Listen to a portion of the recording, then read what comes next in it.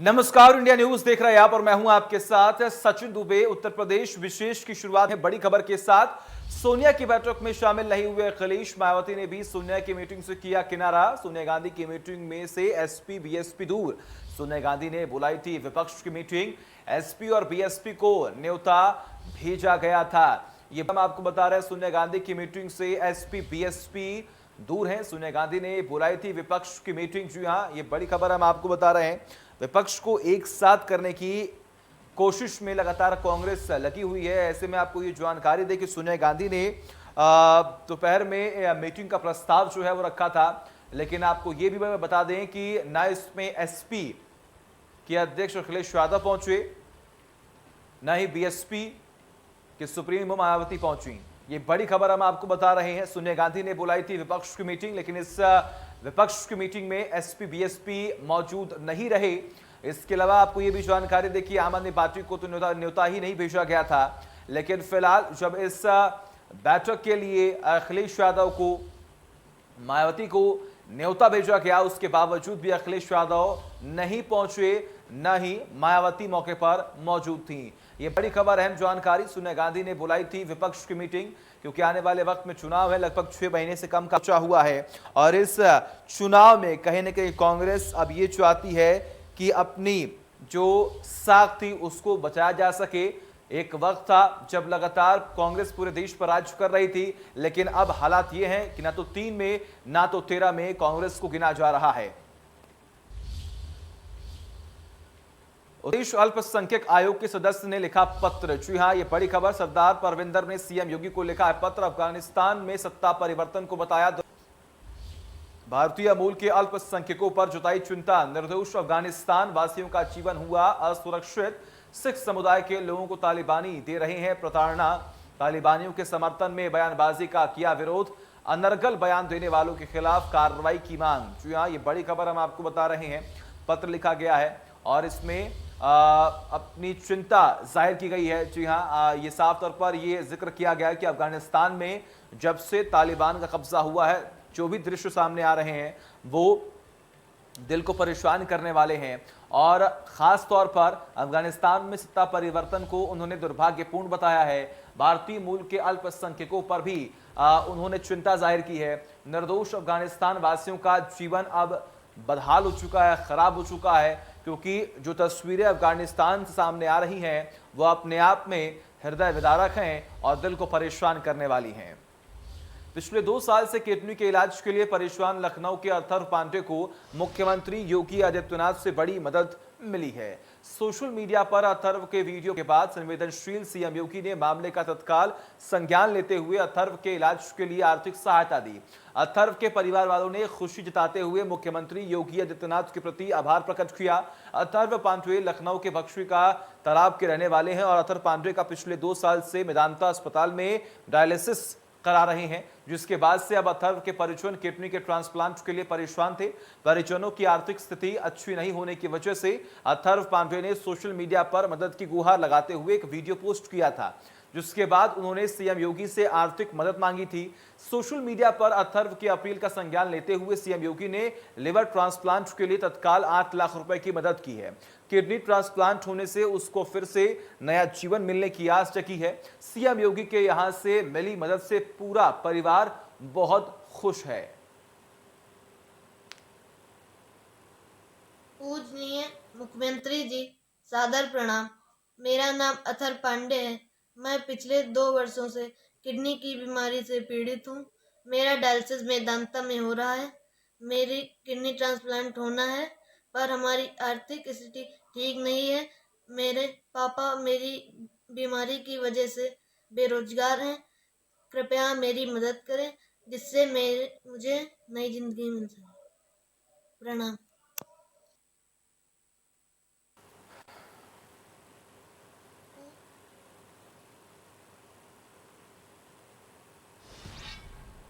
उत्तर प्रदेश में नदियां उफान पर हैं। गंगा, घाघरा, यमुना, शारदा समेत कई नदियां खतरे के निशान के ऊपर हैं। सीतापुर में कई गांव जलमग्न हैं, तो वहीं बलिया में गंगा नदी के बढ़े जलस्तर से किसानों की फसल चौपट हो गई है। सिद्धार्थनगर में राप्ती नदी के जलस्तर बढ़ने से कई गांव बाढ़ की चपेट में आ गए हैं, जिससे गांव वालों को गांव के बाहर निकलना मुश्किल हो गया है। तो वहीं बहराइच में भी घाघरा के बड़े जलस्तर से कई गांवों में बाढ़ का पानी घुस गया है। नदियों के बढ़े जलस्तर से लोगों का हाल बेहाल है। उत्तर प्रदेश में तमाम नदियां उफान पर हैं। बलिया, सीतापुर, बहराइच, सिद्धार्थनगर की ये तस्वीरें आपके सामने हैं, जहां पर आप देख पा रहे हैं किस तरीके से खेत खलियान, स्कूल, थाना पूरा का पूरा गांव जलमग्न हो गया है।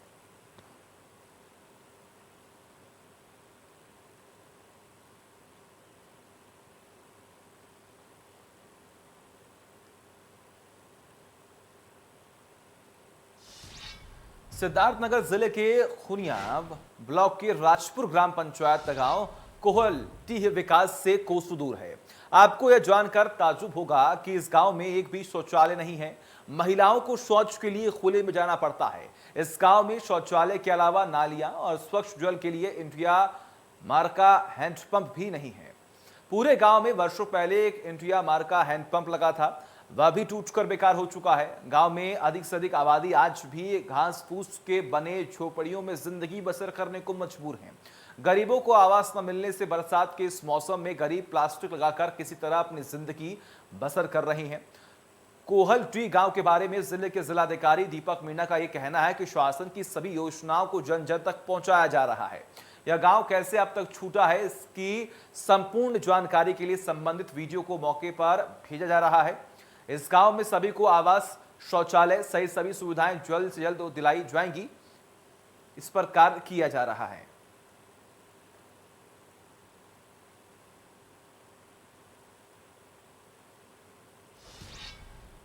आगे बढ़ते हैं। कानपुर में विदेशों से फ्रॉड करने का मामला सामने आया। फर्जी कॉल सेंटर करोड़ों का फ्रॉड कर रहे थे, जिसमें कार्रवाई हुई और बरामद पेनड्राइव से 5000 अमेरिकी नागरिकों का डाटा मिला है। इनमें बैंक खाते से लेकर कई अहम जानकारियां मिली हैं। क्राइम ब्रांच को डाटा भेज दिया गया है और मामले की जांच शुरू कर दी गई है।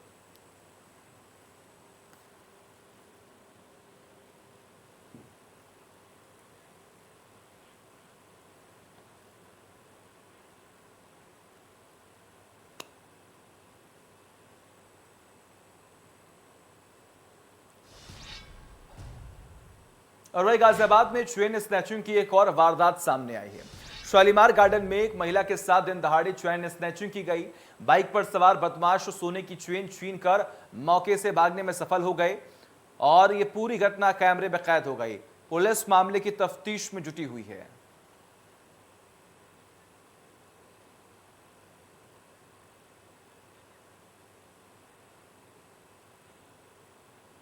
आगे बढ़ते हैं। शाहजहांपुर से अगली खबर है। युवती ने सिपाही पर लगे गंभीर आरोप। जी हां, आपको यह भी जानकारी दे कि सिपाही पर यौन उत्पीड़न के लगे हैं आरोप। कार्रवाई की मांग को लेकर थाने के गेट पर बैठी है युवती। पुलिस लाइन में तैनात है सिपाही राहुल। थाना सदर बाजार का यह पूरा मामला हम आपको बता रहे हैं।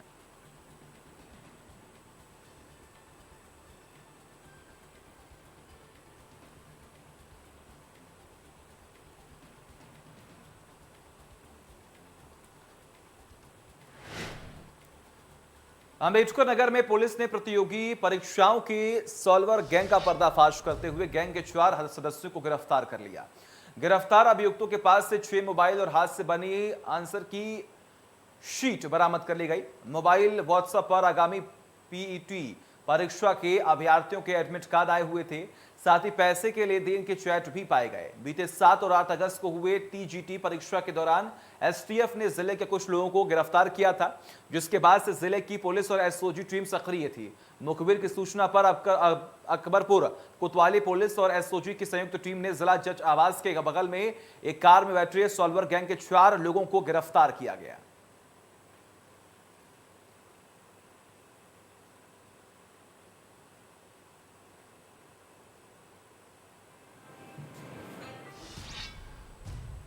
अगली खबर सिद्धार्थनगर से है, जहां पर अस्पताल प्रशासन की पोल खुली है। फर्श पर मरीज को चढ़ाया जा रहा ग्लूकोज। इमरजेंसी के मरीज का जमीन पर हो रहा इलाज। लापरवाही का वीडियो सोशल मीडिया पर हो रहा वायरल। जिला अस्पताल का बताया जा रहा है वायरल वीडियो।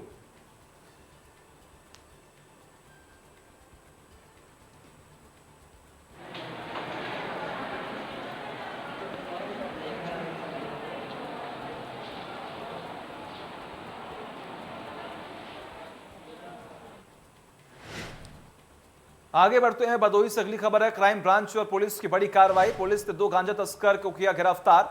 तस्करों के पास से 5 कुंतल 20 किलो गांजा बरामद कर लिया गया। 30 लाख बताई जा रही है गांजे की कीमत। उंच थाना क्षेत्र के नेशनल हाईवे से पकड़े गए हैं ये तस्कर।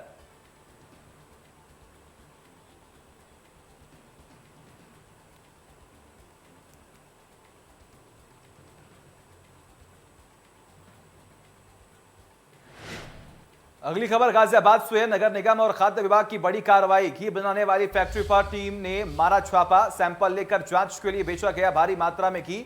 घी में मिलावटी पदार्थ होने की मिली थी सूचना। शालीमार गार्डन इलाके में है घी बनाने वाली फैक्ट्री।